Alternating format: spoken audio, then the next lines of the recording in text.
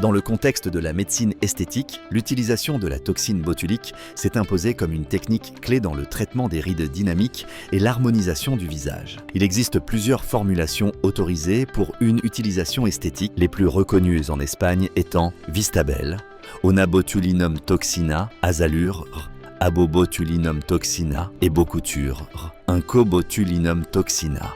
Ces variantes diffèrent par leur origine bactérienne, leur charge protéique et leur dilution recommandée, ce qui impacte directement leur gestion clinique et l'immunogénicité du patient. Il est essentiel de connaître la composition exacte et les conditions de conservation, certaines nécessitant une réfrigération stricte, tandis que d'autres, comme Bocuture, peuvent être conservées à température ambiante sans perte d'efficacité. La reconstitution doit être réalisée dans des conditions d'asepsie maximale en utilisant une solution saline sans conservateur et en respectant les volumes indiqués par le fabricant. La précision à cette étape est essentielle pour garantir l'efficacité et minimiser les risques. En ce qui concerne l'injection, elle doit être personnalisée en fonction de la musculature faciale du patient et peut être réalisée sous-cutanée ou intramusculaire, oblique ou perpendiculaire, selon l'effet désiré. La direction correcte de l'aiguille et la connaissance anatomique sont déterminantes pour obtenir des résultats symétriques et éviter des complications telles que la diffusion indésirée du produit. Il convient d'éviter de masser la zone traitée